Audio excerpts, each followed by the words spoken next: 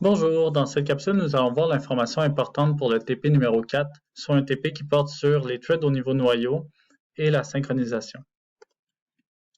Donc, la première chose importante à comprendre, c'est comment est-ce que ça fonctionne, les structures en C.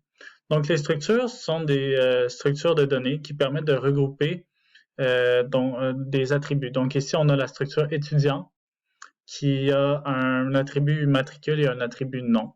Puis, comment qu'on utilise cette structure-là? On voit ici dans le main, on déclare struct étudiant pointer. Super important ici, même si on a déclaré que c'était une structure qui avait le nom étudiant, quand on a besoin de déclarer une variable qui est du type de cette structure-là, on doit toujours mettre le mot-clé struct devant. Donc, on voit ici, on a struct étudiant pointer. Donc, le struct étudiant, c'est le type. On utilise un pointeur, donc on met le pointer devant. On appelle ce pointeur-là moi, puis on l'alloue avec calloc, donc de une fois sizeof de struct étudiant. Encore là, important, on n'utilise pas seulement étudiant pour référencer le type de la structure, on utilise vraiment struct étudiant. Après ça, on peut manipuler cette structure-là, donc donner des valeurs aux attributs et les imprimer et tout. Donc, pthread create. Donc, paramètre de cette fonction-là, premièrement, ça prend un pointeur vers l'identifiant du thread à stocker, qui va être créé. Le paramètre d'attribut de création, c'est le deuxième paramètre de la fonction. Donc, nous, dans le cours, on va seulement utiliser null. Puis le fait de mettre null comme deuxième paramètre de la fonction, ça va créer le thread avec les attributs par défaut. Troisième paramètre, c'est le nom de la fonction. On va voir tantôt fonction de type void pointer que le thread va exécuter. Et finalement, ça va être un pointeur aussi casté en void pointer vers la donnée à passer en paramètre à la fonction. Donc, super important, la fonction qu'on donne à un thread prend un seul paramètre. Pthread join, ça prend comme premier paramètre l'identifiant du thread à attendre. En fait, c'est l'équivalent comme d'un wait, mais pour un thread. Puis, ça prend comme second argument un pointeur pour stocker le statut de terminaison, ou null si don't care, si on n'en a pas de besoin. Donc, voici un petit exemple de pthread create avec une fonction bien simple. Donc, on voit ici qu'on déclare première ligne de main pthread TID, qui va être l'espace où on va stocker l'identifiant de notre thread. On donne un paramètre à la fonction, on va voir tantôt, qui va être 4. Après ça, on fait notre pthread create. Donc, comme on a vu tantôt, premier paramètre, c'est la référence vers l'espace où on veut stocker l'identifiant, donc la référence à TID. Deuxième paramètre, c'est null pour les attributs de création par défaut. Après ça, on passe la fonction à exécuter qui s'appelle fonction pthread. On voit juste en haut que c'est une fonction de type void pointer qui return null. Puis après, on caste en void pointer le paramètre à passer à la fonction. Donc on voit ici, on veut passer 4 à la fonction, donc on caste la référence de 4 en void pointer. Après ça, on fait un pthread join pour attendre la fin et on termine le programme. Donc, on voit ici la fonction pthread. Donc, ce qu'on fait, c'est que la fonction pthread prend paramètre, comme on a vu, un void pointer. La première chose à faire dans cette fonction-là, ça va être de dire, bon, ce void pointer-là, quand je l'ai passé dans main, c'est un int pointer, on est d'accord? Donc, on va devoir le recaster en int pointer. C'est la première ligne de la fonction pthread, la fonction pthread. Puis après ça, on peut manipuler le paramètre comme on veut. Donc, la question qui se pose maintenant, c'est si jamais j'ai une fonction que je dois lancer par mes threads, qui prend plus d'un paramètre. Donc, on voit ici fonction à lancer qui prend le matricule et le nom, puis qui fait un certain traitement. Donc, qu'est-ce qu'on peut faire? Parce qu'on a vu que dans pthread create, on peut seulement passer un paramètre à la fonction. La solution à ça, c'est d'utiliser une fonction wrapper. Donc, on va voir ce qu'on veut dire par fonction wrapper, mais supposons qu'on ait la structure étudiant, comme tout à l'heure, donc int matricule et char pointer nom. On a la fonction à lancer qui prend le matricule et le nom. Oubliez ma fonction wrapper pour le moment.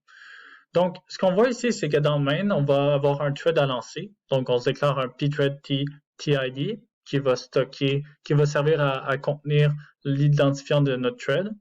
On déclare une structure étudiant moi, on set les attributs pour avoir des bonnes valeurs. Puis après ça, ce qu'on fait, c'est qu'on dit, on peut pas directement dire à pthread create, OK, oui, on peut lui passer la référence de TID, c'est là qu'on va stocker l'identifiant, null pour les attributs par défaut. Là, par contre, on peut pas directement passer fonction à lancer. Pourquoi? Parce que les fonctions qui doivent être lancées dans pthread create prennent seulement un paramètre. Donc, voici ce qu'on va devoir faire. Comme on a vu, fonction à lancer prend le matricule et le nom. Ce qu'on va faire, c'est, en fait, on l'a déjà fait en haut, on va prendre ces paramètres-là et on va les regrouper dans une structure, qui est ici structure étudiant. On voit ici que si normalement on utilise, on passe comme unique paramètre une structure étudiant, on va être capable éventuellement de décomposer les deux paramètres de fonction à lancer. Parce qu'on voit que le premier paramètre de fonction à lancer, c'est le matricule, qui est le premier attribut déclaré d'étudiant, et le nom, qui est l'autre attribut d'étudiant. Maintenant, on va dire, j'ai besoin de me créer une fonction qui va prendre cette structure étudiant-là, qui va la décomposer et faire un appel à fonction à lancer. Puis c'est ça qu'on veut dire par fonction wrapper. C'est là qu'il devient super important de lire ici la fonction ma fonction wrapper. C'est une fonction qui va prendre ici, étant donné que c'est une fonction exécutée par un thread, un void pointer. Mais ce void pointer-là, comme on voit dans le pthread create, c'est en fait une structure étudiant. Donc, première ligne de ma fonction wrapper, on va recaster ce paramètre void-là en structure étudiant. Et dans ce wrapper-là, on va être capable de lancer fonction à lancer avec les deux paramètres.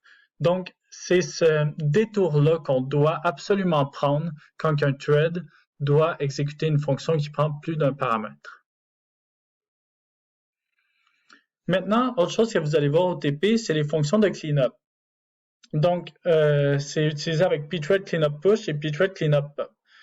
En fait, ce qu'on peut se dire, c'est, supposons, ce que ça fait, pthread cleanup push, c'est que ça va assigner une routine de nettoyage à un thread. Dans le sens que si le thread est cancel, donc avec pthread cancel, ou se termine, ça on va le voir avec pthread cleanup pop, il va avoir une fonction qui va être exécutée. Donc ici, on voit la fonction du thread, qui est ce qui est appelé dans pthread create.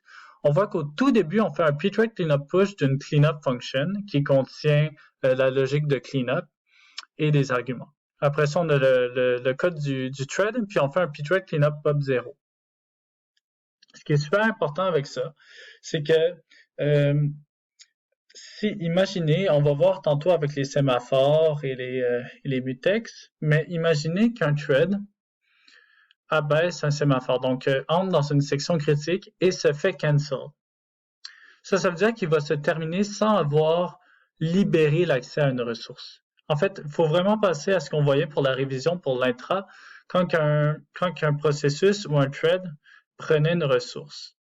Imaginez qu'un thread prenne une ressource, qu'il se fasse annuler, puis qu'il se termine sans avoir libéré la ressource. On voit tout de suite que ça peut mener vers un gros blocage du système. Donc, à quoi ça sert des fonctions de cleanup? C'est-à-dire, si jamais le thread se fait cancel, je vais vérifier d'avoir libéré toutes mes ressources. Si c'est pas fait, je vais les libérer ou je vais effectuer certains traitements. Vous allez voir dans le TP un traitement bien spécifique à faire. Donc, pthread cleanup push, ce qu'il faut retenir, c'est qu'on voit ici dans la première ligne de fonction du thread, ça push une fonction avec des arguments qui va être exécutée en cas de problème. Maintenant, c'est pas tout le temps exécuté seulement en cas de problème. Tout dépend du paramètre qu'on met à pthread cleanup pop, qui est l'avant-dernière ligne de la fonction du thread. Donc ici, on voit que pthread cleanup pop a 0 en paramètre. Pthread cleanup pop peut avoir 0 ou 1 en paramètre. Ce que 1 veut dire, c'est peu importe que le thread ait été cancel ou pas, je vais exécuter la fonction. Par contre, comme dans ce cas-ci, si on a 0, ça veut dire on va seulement exécuter la fonction cleanup function s'il y a eu un problème, s'il y a eu un cancel. OK, maintenant on va parler des sémaphores.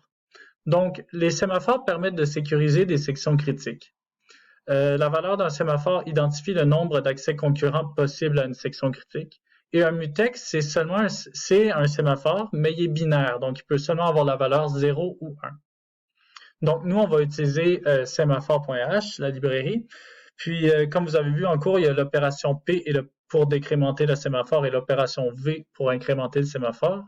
L'opération P, c'est semWait et l'opération V, c'est semPost. Donc, sémaphore, initialisation et destruction. Donc, comment est-ce qu'on crée un sémaphore dans ce cours-ci? Donc, on va avoir le type SEMT. Ici, on déclare un pointer de SEMT, sémaphore, on l'alloue. Ici, on va dire, est-ce qu'on veut partager le sémaphore entre les processus? Dans notre cours, on n'a pas de besoin, donc on va tout le temps le mettre à 0. Puis le nombre d'accès qu'on veut. Donc, ça va être quoi la valeur du sémaphore?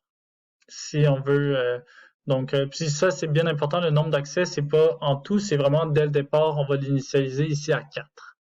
Si on voulait l'initialiser à 0, on le mettrait à 0. Donc, comment est-ce qu'on initialise le sémaphore? On fait sem-init, notre pointeur sémaphore, le partage entre processus qui est ici 0, et la valeur de départ, ici, désolé du mot nombre d'accès, c'est plus la valeur de départ du sémaphore qui serait 4. Donc, on initialise le sémaphore à 4. On le détruit tout simplement en faisant sem-destroy avec le pointeur. Opération V et P. Donc, on décrémente le sémaphore avec semWait avec le pointeur sémaphore et on l'incrémente en faisant semPost de sémaphore. Donc, c'est tout pour la présentation du TP4. J'espère que ça vous a été utile et merci beaucoup.